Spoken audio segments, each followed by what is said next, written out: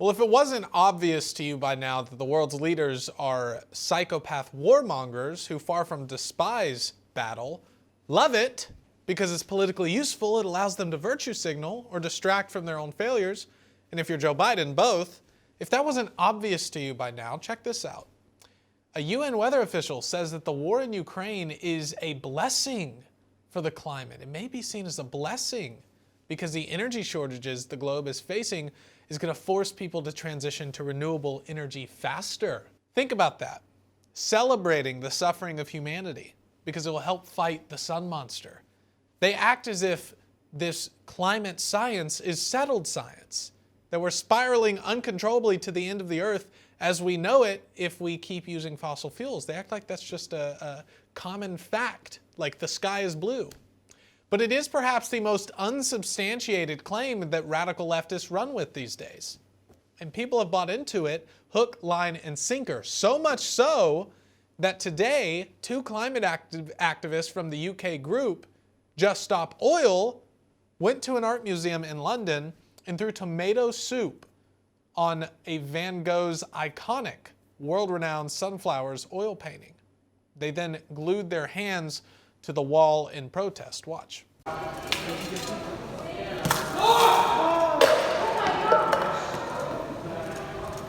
Security.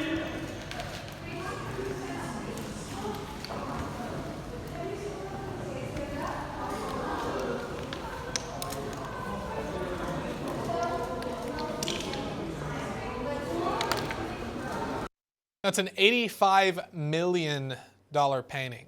Now, I'm being told that it was protected by a layer of glass, thankfully, but that doesn't even matter in this case. Think about the narcissism and entitlement that you have to try and destroy an $85 million piece of history to get people to listen to you, to whine.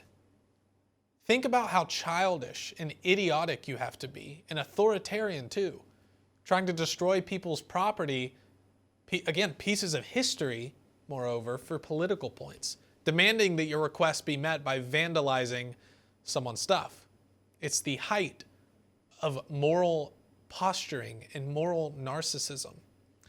Marc Morano joins me now to discuss this. He's the founder of the Climate Depot and author of the books The Great Reset and The Green Fraud. Marc, thank you for joining me. It's great to have you back on the show. I saw this clip this morning, and I cannot imagine being raised to be that entitled and bratty and morally depraved, or raising children to be that morally depraved and that narcissistic, all over a so-called science that is really just a pseudoscience. It's a political science. Yeah, I mean, in fact, when I saw this, my first thought was, okay, you've convinced me. We'll support the Green New Deal. We give up. Please don't deface any more, classic paintings. This is the equivalent of I'm against gas car ban. So am I going to go torch a bunch of electric cars at a dealership and then be all proud of myself? I mean, and this is the form of eco-terror. And you're exactly right. It's a mentality where no one's ever told them that they may not be right. They've never had to really had their opinions challenged. They've been coddled and they've been literally protected. We see this all the time. They refused climate debates. They refuse any dissenters allowed. The United Nations claim they own the science.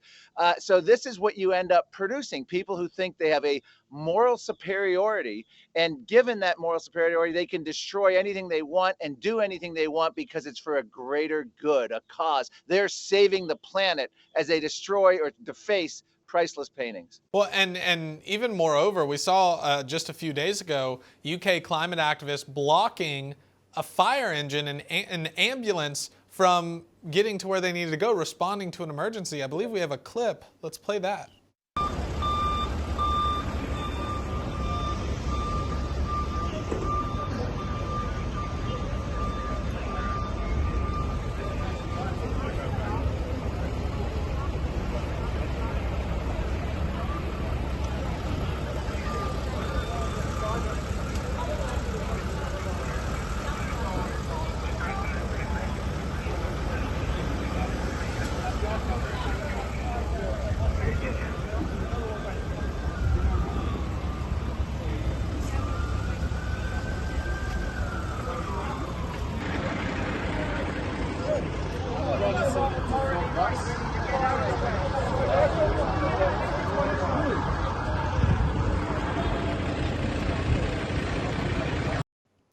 You know, Mark, people like this, when they're laying in the road, we've seen them do this over and over and over again. It's a good way to get run over. First of all, a really good way to get run over, laying in the middle of the highway. It's painstaking to see this happening just ad nauseum. And by the way, I'll throw in there too, you're making the climate worse, you know, forcing all these cars to sit idly, just burning fuel without getting to their destination, not helping their cause. Well, it wouldn't be surprising if, I mean, there's an accident or something horrible waiting to happen.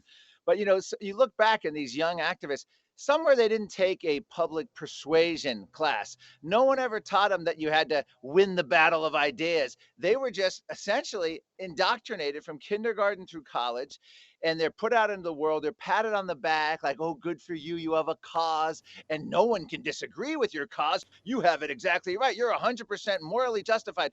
And this is the nonsense they do. If they actually had any elements of critical thinking, well, first of all, they wouldn't be claiming some of the things they claim. But secondly, they would actually think maybe this isn't the best way to draw attention, because this is a way of angering the very people that they're trying to persuade to support them. And we've seen them do this at football games, halftime of games, disrupt football games. We've seen them do it on Black Friday, shopping days, some of the biggest shopping days of the year, where they try to close down stores. We see them do it all the time in DC area where I live. They make traffic worse.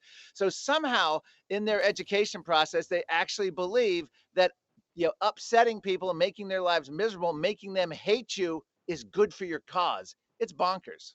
Now, Mark, one more thing that I want to get to before we get out of here. I'm reading this headline. It says UK climate minister pulls out of event with climate science deniers. The sub-headline says, Graham Stewart was billed to give a keynote speech at a conference where high-profile U.S. climate science denier Marc Morano will debate global warming. That is you, sir. You have scared him to death. You've scared Graham Stewart. He doesn't want to be in the same room as you. What's going on?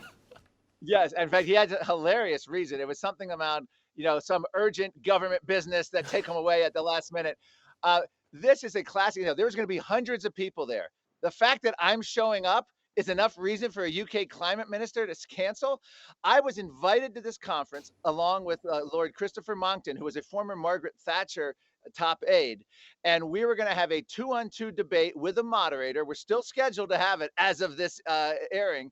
And the problem is that not only this UK climate minister pulls out, there's lots of media pressure on the conference organizers to cancel, but one of our debate opponents has now withdrawn, saying that he can't give, you know, airtime to science deniers, and saying that this would be a farce, that he won't allow it, that there can be no dissent on climate and green energy goals. So this is really, again, it's just like the previous thing we talked about, these protesters. These are people that are coddled, living in a bubble. They only want an echo chamber. The idea that there might be 2 people there in a conference of 500, absolutely, let's shut the conference down, cancel. And that's what they're trying to do. They're literally trying to boycott it, to put pressure on the organizers to uninvite us and cancel our event completely. Well, and Mark, you know, for these people, like I said a few minutes ago, I thought climate change was just settled, indisputable science. If the facts really are on their side, like they claim, anyone who falls out of line and questions is like, oh, they treat them like idiots.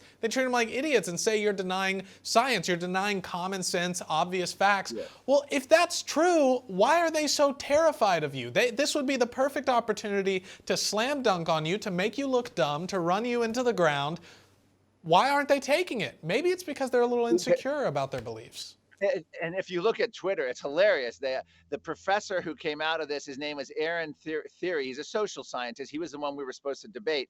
He is getting slammed on Twitter with everything from coward to, if your ideas were so strong, why can't you defend them? I mean, and these are basic questions. And the answer to that is they've never had to defend them. Their idea of debating climate science is, all scientists agree. Are you a denier? And energy policy is basically, we need a green revolution. We're in a climate emergency, and we need solar and wind. And anyone who disagrees is akin to a Holocaust denier. You, science denier. That's their level of debate. But actually, to have an hour debate, nuanced with facts, data, and back and forth, terrifies the bleep out of them. Yeah, well, it certainly does. And there's been a few scientists, Italian climate scientists, who have come out recently and cast doubt how settled this science really is. I'm not sure if you're aware of that or not, but there is beginning to be some scientists who are being honest enough to say, hey, you know, guys, we've looked at the facts, we've looked at the data and the studies. Maybe the gun is being jumped a little bit. Well, yeah, interestingly enough, even Steve Koonin, the former Obama administration scientist from his energy department, who's still at I believe it's NYU or Columbia University, he's still a professor. He took this risk and came out and dissented on man-made climate change. But this debate we're having in London, by the way, it's called the Green Davos Conference of London. So this is heavily influenced by the World Economic Forum, the Great Reset. But the idea behind this is also about their energy policy. It's about facing the emperor has no clothes. Green energy has no warmth as they face a cold winter, which they're fearing for the first time since pre-industrial revolution in England. So that's what we're going to debate: science and climate policy. And this is what they're afraid of. They're afraid of being said the emperor has no clothes. Well, Marc Morano from the Climate Depot, I certainly hope that this debate goes through so that you can bring a little common sense to this discussion. We look forward to... Go ahead. I will say this, and anyone else, this is like WWF wrestling now. Listen here, I'm getting on a plane this weekend and I'm coming to London and I'm going to debate. And if you try to block me out, I will be there at the door. You will not keep me out. All right, that's a little out of control, but that's my World Wrestling Federation taunt there. I, for one, would not want to cross you on the debate stage, Marc Morano, so I'm glad that we are in agreement on the climate science, so-called. Take care, Marc. Thanks for joining. Thank you, Addison. Appreciate it.